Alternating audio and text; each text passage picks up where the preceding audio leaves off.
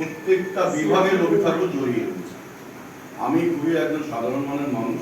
রবীন্দ্রনাথের চর্চা আমি বহুকাল আগে করতাম, এখন করি না, সাংসারিক টানে ভেসে চলেছি। তো আমার যা অনুভূতি সেখান থেকে বলতে পারি, জন্ম থেকে মৃত্যু পর্যন্ত আমাদের যে জীবনের যে চক্র আছে, যে ভাগগুলো রয়েছে, প্রত্যেকটা ভাগে রবীন্দ্রনাথ বিরাজিত। গ্রাম থেকে শহর, প্রত্যেকটা জায়গায় রবীন্দ্রনাথ ঠাকুরকে ছাড়া আপনি চলতে পারবেন। আমাদের যে অনুভূতিগুলো রয়েছে, কান্না থেকে হাসি, আনন্দ থেকে নিরানন্দ, সুখ থেকে দুঃখ, সমস্ত জায়গাতে রবি ঠাকুর তার স্পর্শ দিয়ে গেছেন আমাদের কাছে। কিন্তু বর্তমান সমাজ রবি ঠাকুরকে ঠিকমতো চর্চা না করে রবি ঠাকুরের মাধ্যমে নিজস্ব স্বার্থ সিদ্ধি করার একটা প্রচেষ্টা বর্তমান সমাজে আমরা দেখছি। তো আজকের আমরা যারা রবি ঠাকুরকে ভালোবাসছি, তারা বা শ্রদ্ধা যারা করছি একদম মনন থেকে, মননের গভীর থেকে, তারা এই জায়গাটা কিন্তু প্রতিবাদী হবেন এই আশা রাখি। আমরা সবাই যদি মুখরিত হয়ে উঠি, রবি ঠাকুরকে এই নির্লজ্জতা ভাবে যে ব্যবহার করা, যে উদ্দেশ্য সাধিতভাবে নিজেদের কাজে ব্যবহার করা, সেই জায়গাটাকে বন্ধ রাখার জন্য আমি সমস্ত বাংলার মানুষকে আবেদন করছি।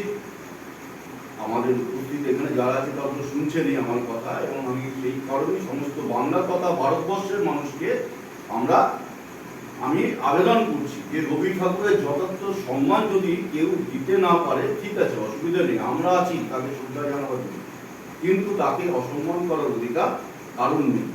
আজকে রবি ঠাকুর যে পুরস্কারটি পেয়েছিলেন আপনারা জানেন, সেই পুরস্কার বহুদিন হয়ে গেল, আমরা এখনো খুঁজে পাইনি।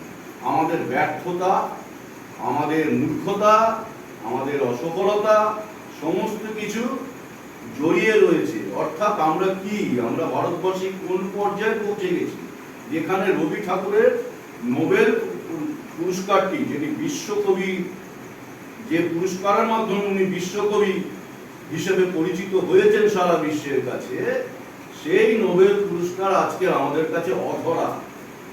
আমরা সেই চুরি আটকাতে পারিনি, আবার আমরা সেই চোরকেও ধরতে পারিনি, এবং নোবেল পুরস্কার আমাদের অজান্তে অজানা জায়গায় থেকে গেছে। এটা ভারতবর্ষের লজ্জা। এই লজ্জার হাত থেকে যদি বাঁচতে হয়, আমার মনে হয় আমরা তো অনেক ঘটনাকে কেন্দ্র করে রাস্তায় নামি, মোমবাতি মিছিল করি, রাস্তা অবরোধ করি, মিটিং মিছিল, অনেক কিছু করি। তো আজকের এই 168তম জন্মদিনে আমরা যদি একটুখানি মনে মনে যদি নিজেদের কাছে নিজেরা প্রতিজ্ঞা করি যে নোবেল পুরস্কারকে আমরা ফিরিয়ে আনবো, নোবেল প্রাইজটিকে যিনি নিয়েছেন, যে চোর, তাকে ধরবো এবং নোবেল পুরস্কার ফিরিয়ে এনে রবি ঠাকুরের চরণে দেব, আমার মনে হয় এর থেকে আজকের দিনে বড় শ্রদ্ধা রবি ঠাকুরকে আমরা আর কোনো কিছু ভাবে জানাতে পারবো না।